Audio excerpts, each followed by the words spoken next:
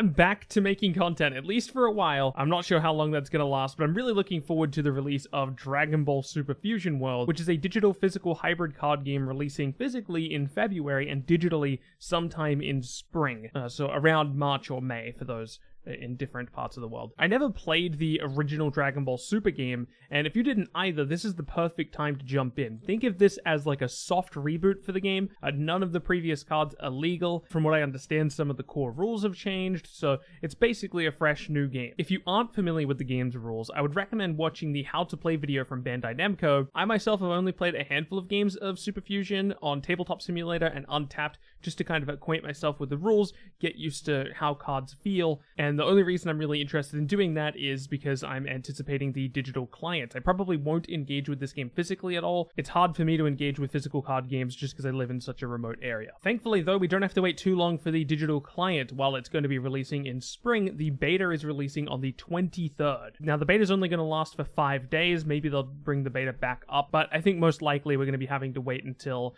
somewhere around March or May to get our hands on the full released version of the game. And beta progress is going to be resetting, so don't feel obligated to try and progress as much as you can during the beta, but I would definitely recommend trying out the beta, that way you can get a feel for the game, because I personally really like the game from my experience playing on Tabletop Simulator and Untapped. Assuming you're too lazy to go watch the How to Play video, don't worry, I would be as well. I'm going to give you a quick rundown of how the game works. If you already know how the game works, or if you don't particularly care for the purpose of this video, you can skip past this, there'll be timestamps in the description, but here it goes. Each player has 8 life. Whenever you successfully attack an opponent's leader card, they're going to lose one of their life. Life is just cards from the top of their deck, and when they lose a life, that card goes to their hand. So every time you deal damage to the opponent, you're giving them a card. You win the game by reducing their life total to 0, so you don't need to get rid of their life stack and then deal an additional damage. As soon as they've lost that last card, they lose the game. When you attack, your goal is to have equal to or greater than the value of their attack. So if you're attacking with something that has 15,000 against something else that has 15,000, you will successfully land that attack. You don't need 15,001. That might be a little bit unintuitive if you're used to other card games, but once you get the hang of it, it's perfectly fine. If you successfully attack an enemy battle card, the card is destroyed.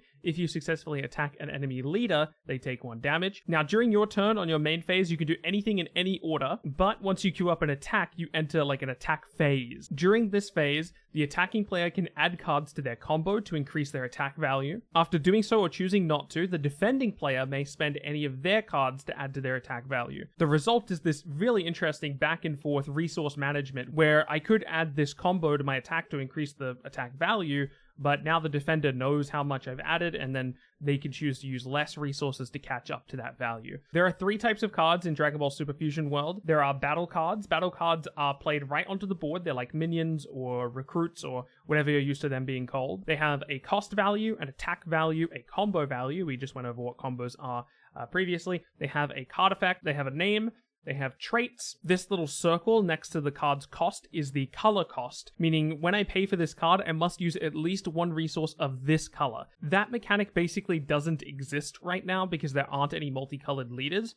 But once there are multicolored leaders, you're going to need to reach that amount of color in order to play this card on top of whatever their resources are. You can also see some extra information on all of these cards listed on the bottom left and bottom right of the card. On the bottom left of the card, you can see what color it belongs to. If, I don't know, maybe you're colorblind, that's a easier way to read the card. On the bottom right, you can see the rarity of the card and then also what set it comes from. Then we have extra cards. Extra cards are like spells or actions, depending on what card games you come from. They have costs, names, traits. Leaders are incredibly interesting because they're always on the board and there's no way to get rid of them outside of, winning the game. They have an attack value, a card effect, names, traits, and then they have an awaken and non-awakened state. We'll talk a little bit about that later, but for now you just need to know that generally your leaders are going to get stronger once you only have 4 or less health remaining. If you're an active Dragon Ball Super card game player, watching this video will be pretty fun for you, I think, because I'm coming into this pretty much as blind as possible. I really like making videos like this because it gives me something to look back to in the future to be like, oh, how right or how wrong was I about this? I really enjoyed doing that with my DC Dual Force videos, so I thought it would be fun to do this, especially while the game is so fresh in my mind. I haven't had very many games to kind of evaluate everything. So we kind of touched on it briefly, but there is color identity in this game. We currently have 4 colors. We have red, blue, green, and yellow or orange. And then there's going to be a 5th color coming down the line. As you can see, we talked about this icon here in the bottom left. There's 5 slots for that, but there's only four colors currently. The fifth color is rumored to be black, I believe, but that's not coming in set 1. So right now, all we have to worry about is red, blue, green, and orange. Let's not waste any more time because we have so many cards to go over. Let's review the entirety of set 1. Now, what is set 1? Well, for the purposes of this video, I'm considering everything in the 4 starter decks to be a part of set 1, everything in Awakened Pulse, and then the 5 promotional cards that are in a promotional pack. I'm not actually sure how we get those cards or what that's about. But one last quick thing, I want to give thanks to both UniX and Espira. They're both content creators in the physical card game space who've been making videos about this game for some time. Their content was a great outlet for me to kind of catch up on what's been going on in that space while I've been waiting for this digital client. So very thankful for them. They put out some great content. I'm sure there's other great content creators in that space. Those are just the two that I've been watching. All right, first things first, let's go over the leaders. Starting off with Son Goku. Goku is a draw leader. You'll see that most of the leaders in the game fall underneath draw or critical. We'll talk a little bit about what that means in just a second. But this is kind of like your vanilla leader. This is the leader that's going to be coming in the starter pack for Goku. Unfortunately, I do think this is one of the weaker leaders in the game. Standard 15,000 attack. When he starts an attack, he draws a card, and then when he reaches for life or less, he gets to draw a card and then go into his Awakening. I'm not going to mention that every single time because Awakening, that's just what Awakening does. At 4 life, you draw a card and flip it over. So his Awakened state, he doesn't lose his when attacking draw a card, which is important to mention. He has 20,000 attack. That's pretty standard for Awakenings. You usually go from 15,000 to 20,000. But then active battle, which means you need to be in a battle to do this. Once per turn, choose up to one of your battle cards and it gets 5,000 power for the battle. So I believe you can use this during the opponent's turn and during your turn. It doesn't say your turn or opponent's turn, and active battle effects can trigger during opponent's turns. So you would apply this during the same step that you would apply combo values. This is very, very weak. When I first read this card, it was the first leader that I ever read, and I'm like, oh yeah, that seems pretty good. But as you learn more about the game and how it's paced, and what value you can expect out of other leaders, this one falls significantly far behind the pack, I think. Yeah, 5,000 on a single card is simply not exciting enough to warrant building your deck around. Because I basically think this one's going to see 0 competitive play, but maybe I'm wrong. I've been wrong before. Moving on to Beerus, this is a good example because this is a critical leader. So instead of him drawing a card when he attacks like we just saw with Goku, he has critical. What this means is that when this card inflicts damage with an attack, the life is placed in the opponent's drop, which is like their discard pile. So instead of them getting a free card every time you attack, they just lose the life. In addition to that, Beerus also has permanent on your turn. This gets plus 5,000. So he's a 20,000 attacker during your turn, and he has critical. So typically during your turn when you attack with your leader, you're putting up 15,000. So the opponent can put any amount of combo up to prevent the attack. But when you attack with Beerus, they have to put up at least 10,000 to be able to block the attack. So it's worth noting as we go through these cards that that's true of all of the critical leaders, kind of their trade-off for not being able to draw a card. Then in his Awaken, he goes up to 20,000, just like Goku. He gains the when attacking draw 1 keyword, and then he also gets activate main. So during your turn, once per turn, choose up to one of your opponent's battle cards, and it gets minus 10,000 for the turn. So just once per turn for free, you get to remove 10,000 from an opponent's card. I haven't had the chance to play with this card yet, but I think it's really quite good for value-oriented or tempo-oriented red decks. This will be really strong against strategies that are trying to flood the board with many little things. I'm not sure how prevalent those strategies will be. I think this effect is really strong. I need to give it some more time. I'm really torn between who's the best red leader, whether it's this Beerus or this Son Goku. So this is the second Goku leader already. Goku's getting all the love. The first Goku we looked at came from the starter deck. This one comes from the Awakened Pulse set. So same deal, draw 1 and then Awaken at 4. So let's move on to his Awakening side, 20,000 attack or power, whatever you want to call it. Permanent your turn, so during your turn, all your battle cards with Universe 7 in their trait, so he's a tribal character, get plus 5,000 power. So just a flat 5,000 power to all of your Universal 7 cards, Universe 7 cards, and then also he keeps his when attacking draw 1. This effect is pretty sweet and has been pretty effective during the games that I've played. This is the leader that I have the most playtime with, and he feels quite strong. But just reading Beerus's effect, I could see how he could be the best leader. I'm really not sure. I know for certain that the starter deck Goku is the worst of the red leaders, and I just don't know who to crown king here. I could see it going to either Super Saiyan Blue Goku here or Beerus. I want to say it's Beerus. I'm going to lean to Beerus. Even though my favorite red deck right now is a Universe 7 all-in strategy, I gotta say that Beerus effect is pretty strong. Let's start off with Tian Xian and Purina. These are basically the same card, they just come from 2 different sets. I assume the reason they do this is to make sure that if you pick up the starter deck, you have at least one vanilla 15,000, and then if you didn't pick up the starter deck, there's at least one cost 15,000 in that package as well. So it makes sense in a physical game to do essentially reprints like this. I will say this, evaluating vanilla cards is very difficult because I don't know what the expected value of certain cost thresholds are going to be. It's my current assumption that these cards are essentially unplayable in constructed formats where we're actually building our deck. I wonder if we'll ever get draft play, especially on the digital client. That would be kind of fun. But for now, I'm going to assume that these cards are essentially unplayable. Next up is Whis. Whis is a 1-cost card with 5,000 attack and a 10,000 combo. And he has an on-play effect of choose one of your opponent's battle cards. It gets minus 5,000 power for this turn. One thing to keep in mind for this effect is that when a unit goes down to 0 power, they're defeated, they're KO'd, they're removed from the game. Well, not removed from the game, but they get destroyed, which makes an effect like this, and Red has access to a ton of these kind of high-tempo effects that reduce power from the opponent, and the more of those you run, the stronger they get. This one's kind of difficult to evaluate, because there's another Whis card that we're about to talk about that does a similar thing, but can do it every turn.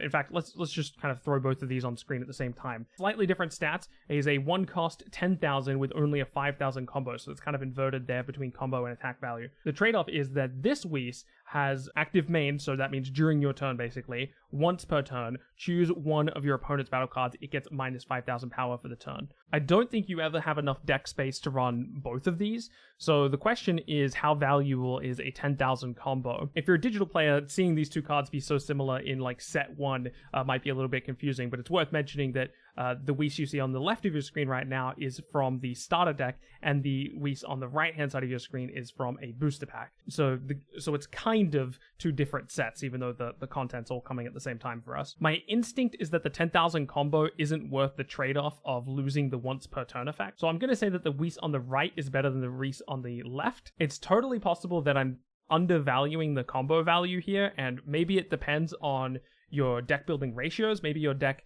just needs more combo and doesn't have access to high enough value combo effects, and that deck might call for running a slightly worse version of Whis just to get the extra 5,000 combo. But my current instinct is that it's not worth it, and that you would just run the slightly better Whis. Moving on to Vados. Vados is a 1-cost 10,000 attack card with a 5,000 combo, so similar to the Whis that we just went over, but this time has a different once per turn effect. So they have activate main, so again, once per turn during your turn. Choose up to one of your other battle cards with Universe 6 in its special trait. So it's a tribal card, it can only affect Universe 6 cards, and it gets plus 5,000 for the turn. The value of this card is going to come down to a Universe 6 question. What does the Universe 6 package need in order to kind of get its ball rolling? So I'm going to quickly go evaluate all of the Universe 6 cards off camera and tell you what I think about this card, because obviously the evaluation of this card is going to come down to the evaluation of Universe 6. So give me just one moment. Okay, so I took a look at all of the Universe 6 cards, and I'm not convinced Universe 6 is a particularly strong package just yet. So I'm going to say for now, Vados is not particularly strong. And even if there was a strong Universe 6 package, I'm not sure if she would be a driving force for that anyway. Maybe she still makes the deck anyway, I'm not sure. My current feeling, though, is that Vados is just not great. Master Roshi's up next. He's a 5,000 attacker, 5,000 combo with on play, draw a card. There's a card like this in every faction. Every faction has a 5,000 combo, 5,000 attack, on play, draw one. It's worth noting that you can combo cards from the battlefield as long as the card isn't exhausted. So I think the idea behind this card is it's essentially -1 to your deck. So you play the card on turn 1, like it's a decent turn 1 play because you draw a card. So it's essentially you quote unquote did nothing. And then you, at the very least, you can use this as a 5,000 blocker or a part of your combo, I should say, in order to basically prevent an attack.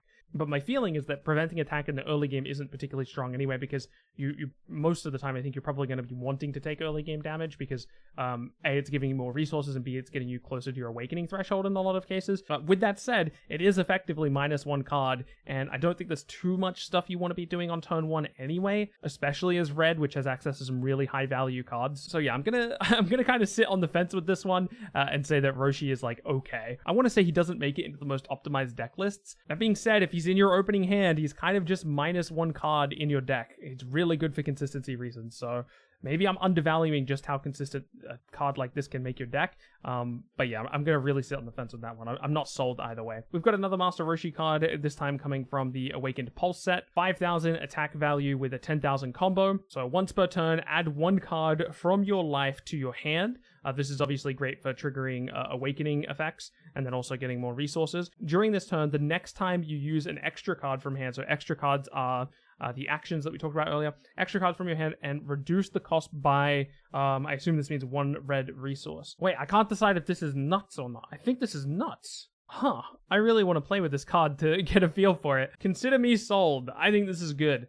I don't think it belongs in like every deck, but I think this is worth at least considering running in like the Universe 7 package, because awakening as the Universe 7 Goku or the Universe 7 Tribal Goku is really important, and this Master Roshi effect can get you closer to that awakening, give you more early game resources similar to the Master Roshi that we talked about before, but in a slightly different way. Yeah, I think this one's a winner. Tien Shinhan is a 1-cost, 5,000 attack, 10,000 combo, and he's a blocker. I think this is quite bad. I don't think we run this. It's a 10,000 combo, which is nice, but a 5,000 blocker isn't particularly great. I just realized this is the first time we're talking about the blocker keyword, so let me go over it real quick. Blocker reads, after an opponent's attack, you may switch this card to rest mode, so it must be in active mode first, and then that attacker changes its target to the blocker.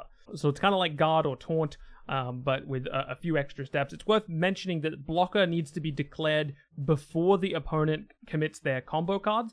In this particular case, it doesn't matter, but let's say this was a 20,000 blocker for whatever reason, and my opponent's attacking with 15,000, I would declare, hey, I'm blocking, and then they would declare how much combo they're adding. So they'll never be surprised by your blocker's defense value or power value. All right, before we move on to 2-cost cards, let's do the extra cards at the 1-cost slot. First off, we have Kamehameha. This is a 1-cost extra card, and it has active battle, so you have to resolve this during the same step of the game that you would play your combo cards. Choose your leader or up to 1 battle card, and it gets plus 15,000 power for the battle. So it's plus 15,000 just for that battle. Then choose up to one of your opponent's battle cards, and it gets minus 5,000 for the turn. So this could be a pretty big swing. It's also worth mentioning that you can play cards like this during your opponent's turn, during your combo step. So when you would set up your combo to kind of defend from something, you could also play this Kamehameha. I mean, this seems solid. I think cards like this probably just get run because it's a good tempo play. Having cards like this in your deck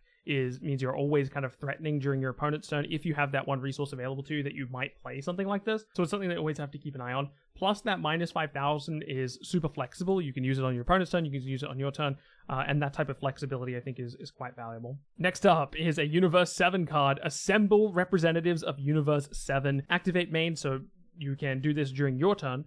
Look at the top 5 cards from the top of your deck, reveal up to 1 card with Universe 7 in its special traits and add it to your hand. Place the rest on the bottom of your deck in a random order. So it's a good tutor. You can search out any Universe 7 card, and I've put together Universe 7 decks before, and you can have your entire deck be Universe 7 cards, or like at least all of your battle cards. So this is going to hit something, or at least it'd be very unlikely for it not to hit something. So activate battle, but only during one of your battles. So unlike other activate battle effects, you can't trigger this during your defense.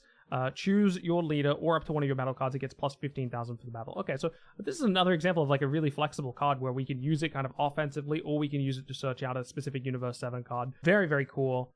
I mean, yeah, I think this just goes in Universe 7 decks. You probably run it over Kamehameha. You probably don't run both, but that means you give up the potential minus 5,000 power on the opponent's turn, which is probably a fine trade-off when you're getting such a powerful tutor effect. Okay, we just saw a Universe 7 card. Now we're going to take a look at a Universe 6 card with the same kind of divide, the Activate Main and Activate Battle. We're looking at Strong Warriors of Universe 6. Look at 5 cards from the top of your deck. Reveal up to 1 card with Universe 6 in its special traits and add it to your hand. Place the rest on the bottom. Okay, so same effect. And then, oh, this is literally the exact same card. Yes, this is the exact same card. I'm comparing the two right now. Literally the exact same card, but for Universe 6. My too long didn't read explanation of this is that Universe 7 seems substantially stronger than Universe 6, at least with the current cards of the game that we have right now. So my feeling is that Universe 6 decks aren't really going to be a thing, at least not at the highest levels of play. So in conclusion, I don't think this one's going to see anywhere near as much play as the Universe 7 version of this card. But nonetheless, a cool design, and I'm sure it'll be fun to play with some Universe 6 decks, even if they don't end up being the strongest. And lastly, we have Mafuba. Choose up to one of your opponent's battle cards. It gets a minus 15,000 for the turn. Really, really strong effect. I think we run 4 of these in almost every red deck. I think this card is super, super strong. It's an activate main effect, so you can't do it during the opponent's turn, but that's absolutely fine, especially when we take into account that we're going to have tons of access to minus power. So this is going to be like pseudo removal. We're going to box together 2 vanilla cards again, this time being Android 18 and Magetta. There is a slight difference between these 2 cards, and it was true of the 1-cost cards, I just didn't mention it, but each of these are Universe 7 and Universe 6. Other than that, there's no difference between the 2 cards. Obviously, Android 18 is also an Android. 20,000 attack value and a 10,000 combo. I'm going to say that these vanilla cards are also unplayable. Just evaluating some of these cards that have text on them, it's difficult to imagine a world where I'm excited about playing these vanilla cards. And it is also worth mentioning that there is Android synergy in the game, so maybe this sees play in some type of Android deck in the future, I'm not sure. But yeah, my feeling is that these vanilla cards don't make the cut. Next up is a 2-cost critical Vegeta with 15,000 attack and 10,000 combo. Now, it is important that he has 15,000 attack because it's the threshold you need to attack the opponent leader without adding any combo. The reason why 15,000 is a little bit disappointing is because once you've done 4 damage to the opponent, their awakening state is going to take them to at least 20,000. Vegeta will feel quite good for the first few turns of the game and then dramatically fall off. And for that reason, I don't think he's going to see play at a super competitive level. But nonetheless, I do think you need to be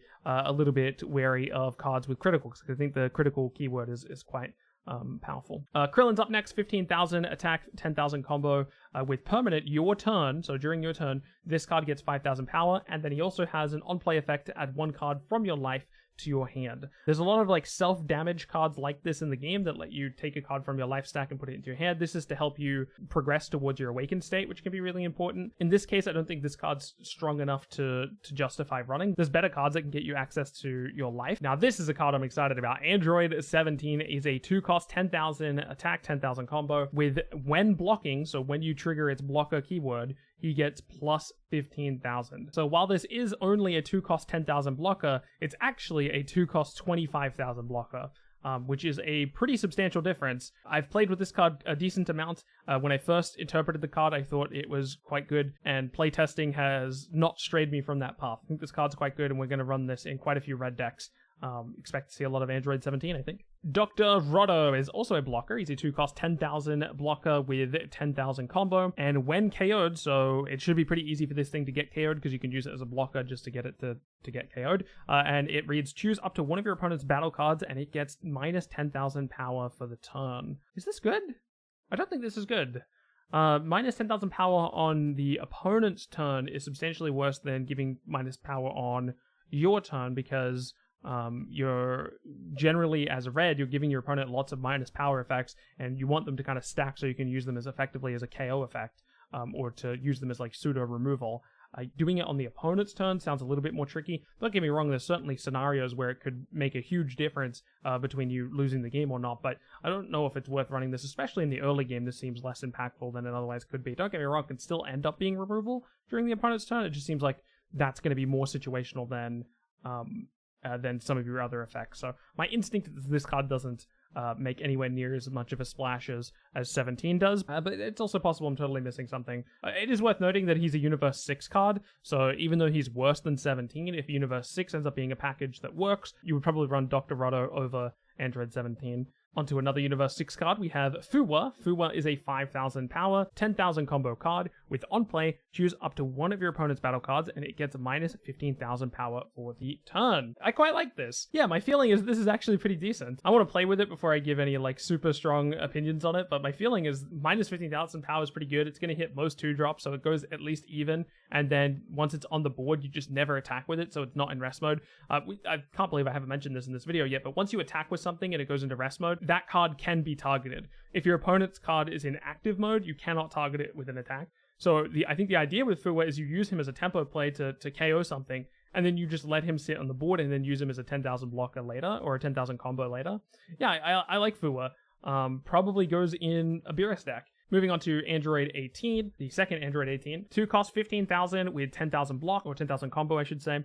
On play, look at the top 5 cards of your deck, reveal up to 1 Krillin and up to 1 Android 17 and add it to your hand. Place the rest on the bottom of your deck in a random order. I was originally running this package in my Universe 7 deck, but ultimately stopped running it. So one thing that's really nice is it lets you find the Android 17 we went over earlier, and I'm convinced that that Android 17 is pretty good. So it's a way to search that out. Could also run Krillin because Krillin's not like awful, just to get access to like another thing that Android 18 can hit. And there's also another Krillin later on in the forecast slot. I'm not sure if the Krillin Android 17 package with this Android 18 card's gonna be like ultra strong, but you have to be careful with tutor effects like this because they're always potentially quite powerful just because it's a thing to do on 2 and searching for cards is powerful. It's really annoying because I want to say this card's like good because it's a really fun card. It's the type of card that I like playing. I like these cards that search through your deck in different ways, but simply put, I don't think that we have a strong enough Krillin or strong enough 17 to kind of justify this being like a big build around card. Part of the problem is that if you run this card at 2, you also probably need to be running the Android 17 blocker at 2, so that's 2 2-cost cards already. Maybe you run the 2-cost Krillin, maybe you run the 4-cost Krillin, maybe you run the 3-cost Android 17. You're running a lot of cards now in your deck just to combo with this 18, and my feeling is that it's not worth the squeeze, but definitely a card to look out for in the future as we get more Android 17s and more Krillins in the game. Moving on to Hit. Pretty cool looking card art if you ask me. 20,000 attacker, 5,000 combo, and a 2-cost card. When attacking, add up to 1 card from your life to your hand. It's worth mentioning that that says up to, so you don't have to add 1. Then choose one of your opponent's battle cards and it gets 5,000 power for the turn. I think this is essentially auto-include in all of the Beerus deck. Yeah, this minus power stuff really starts to get cooking the more and more of them you have, and Hit's a good inclusion in that package. 20,000 attack, 5,000 combo, permanent. This cannot be KO'd in battle. I think this is a pretty good aggro card. You play this, and you just keep swinging with it forever. The opponent can never remove this 20,000 thing outside of a card effect. 20,000 is a really important threshold too because it means you can deal damage to the opponent both before and after they awaken. There's only one leader in the game right now who has a base attack value of greater than 20,000 once they've awakened, and that's Broly. So maybe it's not really good in the Broly matchup, but my instinct is this card's just really good. Don't get me wrong, there's going to be archetypes that can just remove this with an extra card. Essentially, you're forcing them to have it, right? So Piccolo is a 2-cost, 15,000 attack, 10,000 combo, permanent. All your Son Goku Adolescence battle cards have plus 5,000 power. I won't go over the cards here. There's 2 Son Goku Adolescence. Both of them are quite strong. However, I don't think running Piccolo gives them enough extra oomph that it's worth the times where Piccolo's just going to brick and not give anybody plus 5,000. Yeah, basically my feeling is that he's not bringing enough to the table. Even if you already are running both Son Gohan Adolescence, I don't think Piccolo's worth adding. Super Saiyan Blue Vegeta, 2-cost, 20,000, 5,000 combo. Permanent, your turn. So during your turn, this card gets 10,000 power while it's in battle with an opponent's battle card. So 30,000 2-cost card, specifically while attacking an opponent's battle card. I want to say you pick this in draft every time it pops up, but I don't know if it makes its way into a constructed deck is the problem. Maybe I'm undervaluing it. It is a Universe 7 card, so maybe it just belongs in the Universe 7 deck. The problem is there's so many good Universe 7 cards, so the 2-cost slot is honestly pretty contested. I'm pretty neutral on this Vegeta. I could see it just barely making the cut. Maybe you run like a reduced number of copies. You can run up to 4 copies of a card in this game, so yeah, maybe you run 2 of this or something, but my feeling is that this isn't great. He is a 2-cost, 20,000 Son Goku with the effect permanent. If your leader is awakened, this card gets 5,000 power. So he's a 25,000 power card if your opponent is if you are awakened, and if you're not awakened, he's a 2-cost, 20,000. This card's in a really awkward spot because it's not a Universe 7 card, so it doesn't fall in line with the Universe 7 version of Goku that we have for a leader right now. So if we run this, it probably goes in the Beerus deck, but I feel like the Beerus deck probably is just going to have access to better 2-cost cards. We've already gone over all of the 2-cost cards, and I feel like we have a good variety of good 2-cost cards to run.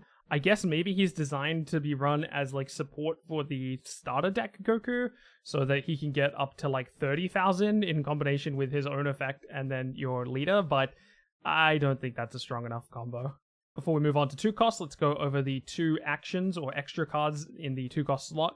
First is God Kamehameha. With permanent, if you have no battle cards, reduce the cost of this in your hand by 1. So you can play this for 1 less if you have no battle cards. And then active main, choose one of your opponent's battle cards with 30,000 or less power and KO it. Really strong effect, strong removal tool, especially when you factor in that you're going to be minusing powers to stuff. So this 30,000 is actually kind of like a variable number that changes based on the amount of minus power effects you have. So like you can use this card on a 40,000 thing if you can give that 40,000 thing minus 10,000. Yeah, really cool effect. Expect to be running this in my Beerus decks, and I expect this to see a lot of play in general. This is the first time I've ever seen a field card. This is really cool. Tournament of Power Arena. This is a 2-cost card. Field. This card remains in your battle area until you place another field. So you can only have one field in play at a time, and it's a persistent effect. Or in this case, it's an active battle. Switch this card to rest mode, choose your leader, or up to one of your battle cards, and it gets 5,000 power for the battle. Oh, wow. It's just a plus 5,000 power at any time. Oh, wow, this isn't even during your turn. You can just do this. Once per turn, 5,000 power for a combo. That seems pretty good. Yeah, I think we like this a lot. This is a good card. Yeah, not much else to say about that. I think that's really, really strong. Unless I'm missing something, this just seems like a plus 5,000 once per turn, which sounds really, really good. So yeah, we've got a promo extra card. This is a 2-cost activate main, so during your turn, use up to one of your opponent's battle cards, gets minus 15,000 power for the turn. Then if your leader is awakened, this chosen card gets another minus 10,000. So this is a pseudo removal tool, and it also combos with the rest of our minus power effects. Man, there are so many extra cards I want to run in like the Beerus deck. How am I ever going to find room for battle cards? Yeah, I think this card's super fine. Maybe we cut Mafuba for this. It's like Mafuba, but it costs one more. And the trade-off is that you have the ability to do significantly more than 15. That's probably a fine trade-off. I don't know, I would want to playtest a lot between Mafuba, because you probably never have the deck room to run 4 copies of this, 4 copies of Mafuba, and then you're also probably going to want 4 copies of God Kamehameha. It's going to be really hard to find room for this card, I think. Or it's going to be hard to find all the room that you want for all your extra cards, so yeah, getting that ratio right, it's going to be difficult, but because there is a certain number of extra cards that would just be too many. So figuring out what that number is would help me evaluate how good this is. Because if I can't reasonably run, 4 copies of this, 4 copies of Mafuba, and 4 copies of God Kamehameha, and then maybe even a couple copies of Kamehameha as well, if that's too many extra cards, well then this is probably one of the first few of those cards that I would choose to cut. That's not even to mention potential Universe 7 or Universe 6 cards that are in my deck. So yeah, lots to consider there, but the card has great promise. Up to the 3-cost cards now, we're going to talk about Beerus. 3-cost, 20,000, 5,000 with critical.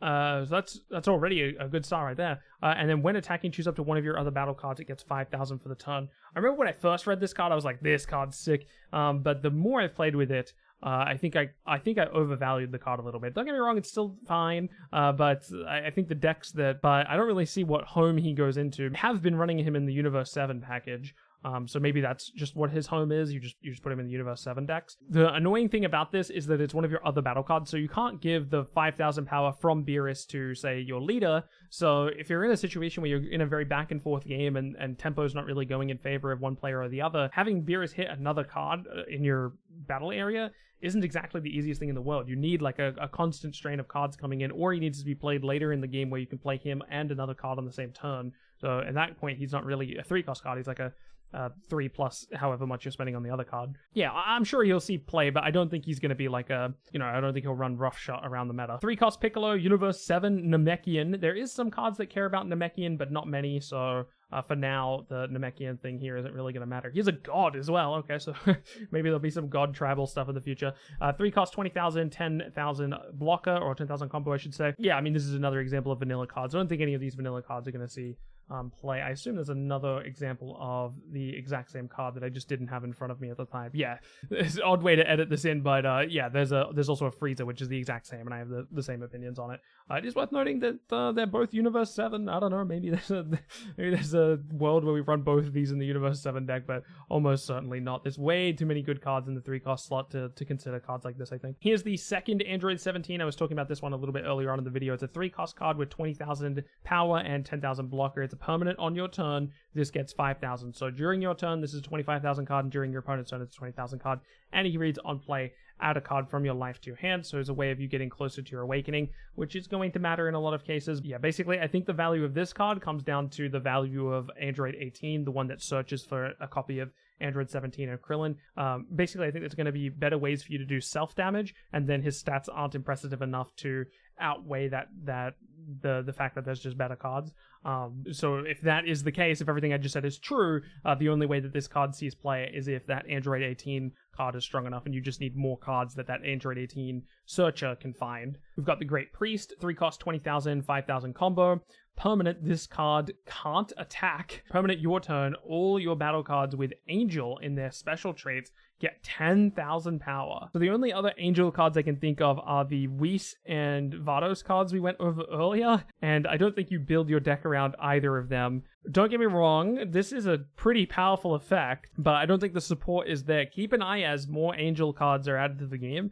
Definitely keep an eye out for this card, but I don't think this will make much of a splash in our first metagame. Super Saiyan Blue Goku, 3 cost, 25,000, 0 block, or 0 combo. I keep calling it block. I do that all the time. On play, add 1 card from your life to your hand, so it's another version of self-damage. Then choose up to one of your opponent's battle cards with 20,000 power or less and KO it. So it's a removal tool. It's a removal tool that's also self-damage if you want to get to your awakening faster. It's worth mentioning, and someone who has active experience in this can tell me in the comments, but I'm of the understanding that the second part of this effect, the removal, the remove something with 20,000 or less, is not conditional of removing the 1 life. When something is conditional in this game, it has a colon at the end of the line, and there's no colon here, so you can choose whether or not you want to add the 1 card from your life to your hand, because it says up to, so that can be 0 or 1, and then from there you still also get to remove something. So yeah, it just seems like a really solid removal tool, strong tempo card, and then also belongs in the Beerus package, probably belongs in the Universe 7 package as well, just because it's a Universe 7 card, and it's a really strong tempo card. So yeah, super in love with this card. I expect to see quite a lot of it.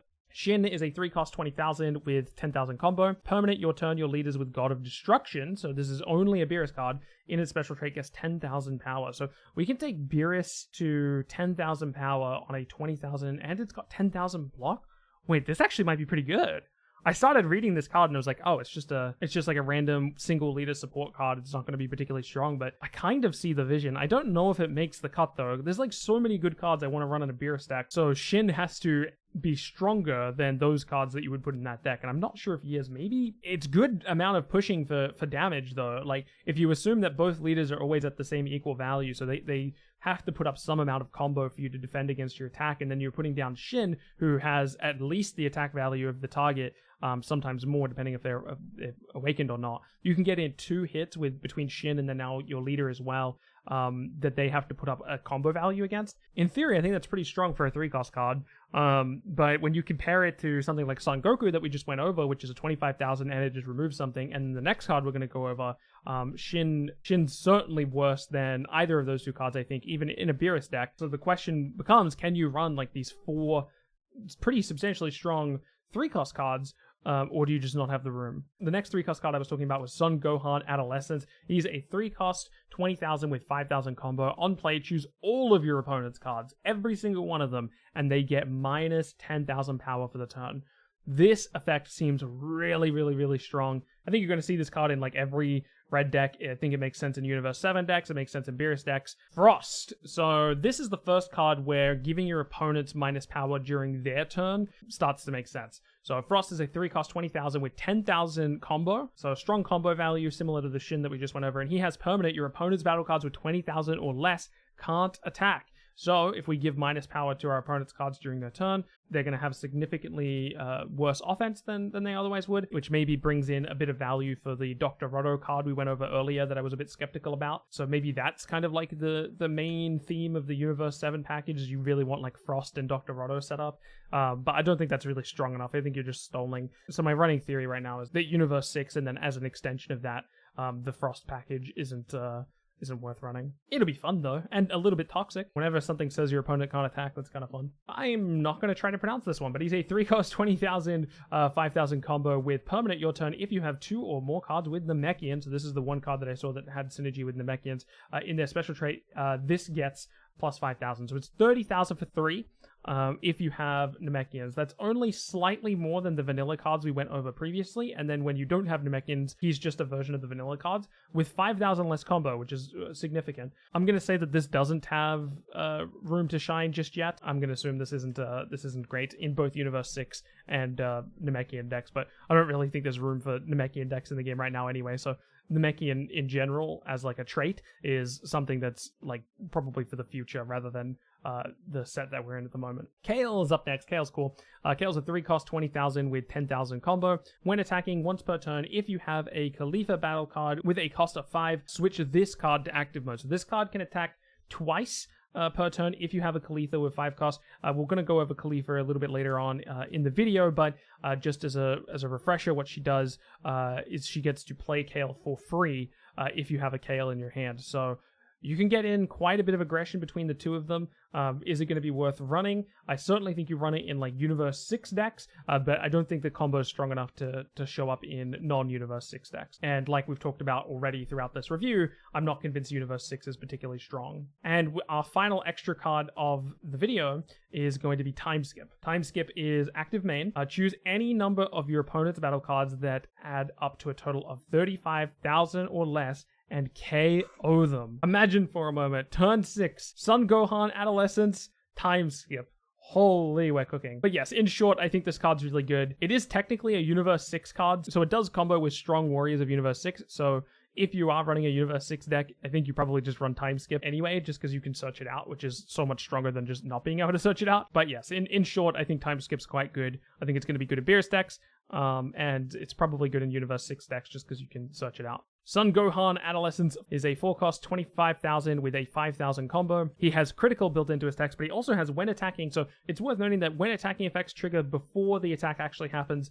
and before combo is declared. And then, so when attacking, choose up to one of your opponent's battle cards and it gets minus 10,000. So more minus effects. I think this one's really good because it can happen more than once, right? It's not like an on-play effect or anything like that. And also the card just has critical built in. I think this card's pretty obviously good. I think we run it in Universe 7 decks and we run it in Beerus. We've got the vanilla cards for the 4-cost slot coming up. This is 30,000, 10,000 combo. Again, we see the Universe 7, Universe 6 divide here where they're essentially the same card, but with different traits. Again, I don't think any of these vanilla cards are going to see play. The 4-cost Krillin that we talked about a little bit earlier on in the video is a 15,000 power, 10,000 combo. It's worth noting 15,000 is very, very, very low for this cost. But he has, when attacking, choose up to one of your opponent's battle cards and it gets minus 20,000 for the turn. Holy, that's a lot. You can imagine scenarios where you compound this with a variety of other minus power effects to kill something quite strong, and then you're left with the 15,000 on your board. It's pretty good. The only problem with 15,000 is by this point in the game, Krillin himself is probably not going to be able to deal damage to the opponent leader because the opponent leader is probably awakened at this point. So yeah, his stat line is really, really, really, really, really, really bad, but minus 20,000 each turn, or each time you attack is really good. So yeah, honestly, if Krillin had just plus 5,000 more attack, I would be more willing to be like, oh, this card's good, but I'm really hesitant to think that this card's good at his current stat line. 30,000 power, 0 combo, with on play, choose up to one of your opponent's battle cards, and it gets minus 15,000 power for the turn. So it's just a minus 15,000 on play. And then he also has auto, so this just automatically happens. When this card KOs one of your opponent's battle cards, deal 1 damage to the opponent. So the opponent can't do anything about that damage as long as Goku is killing something. Now, it is worth noting that if Goku kills something with his effect, by giving it minus 15,000, and that's as much power as it's able to lose, and it gets KO'd, Goku's not going to deal damage to the opponent because the auto effect specifically states that it needs to deal damage in battle. And then obviously the on-play effect isn't happening in battle, so you need to keep that in mind as you play with Ultra Instinct Goku here. But regardless of that distinction, I think this is a really strong effect. Anything that can just deal damage like this, I think is quite strong. So yeah, big fan of this card, and I expect to see play in both Universe 7 and Beerus decks. We talked about Khalifa a little bit early on while we were talking about Kale. She's the first 5-cost card we're going to go over. 25,000, 5,000 combo. On play, play up to 1 Kale from your hand with cost 3. So that's just the Kale that we looked at earlier. Again, the idea of this combo is that it's a 2-card combo, and it lets you attack 3 times. So you get to play Khalifa, which summons Kale. Khalifa attacks, Kale gets to attack again because you control Khalifa. So 3 attacks for 5 costs, 2 of them being at 20,000, 1 of them being at 25,000 seems pretty okay. I definitely think you run this in like the Universe 6 package, but I think there's things you'd rather be doing for 5 if you're not a Universe 6 deck. Speaking of which, we have Beerus. Beerus is a 35,000 0 combo. It's worth noting of all the 5-cost cards here, Khalifa is the only one with a combo value, so maybe that's something to keep in mind. But anyway, Beerus has critical. On play, discard 1 card from your hand, and then there's the colon, so that's a conditional. So it's saying you must discard 1 card from your hand, then choose all of your opponent's battle cards with 25,000 or less and KO them.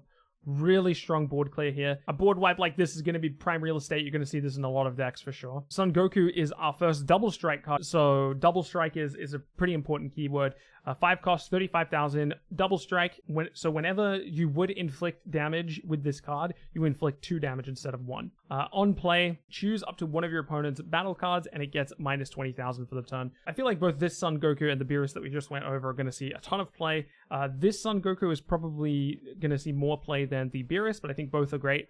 The reason why I think this is going to see more play is just because the double strike keyword is really quite strong. My feeling is that a lot of decks are going to be running double strike. Every faction has access to double strike, and it's for a good reason. Double strike is a great way of closing out the game, and just because of the way that the core game mechanics work, you basically want everyone to have access to double strike, or else it kind of creates like weird incentives where you could just like sit at 2 health, but now there's like a big difference between 3 and 2 health because like you're 1 double strike away from dying. But yeah, basically in conclusion, I think this is a pretty great card. And then we're running over one last card, well, kind of 2 last cards. They're basically the same thing, again coming from 2 different decks. We have Shin and Kaba.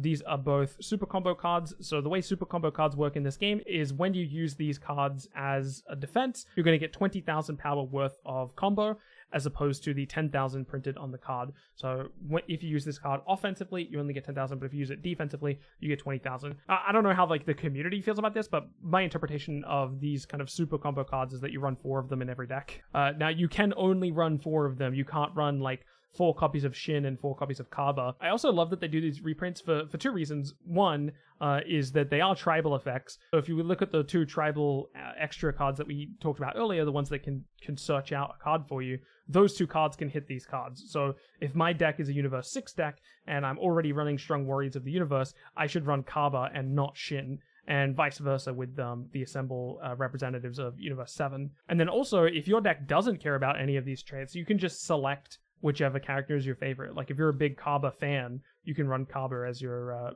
super combo card, which I think is cool. All right, I'm going to move on to blue now. See you in that video.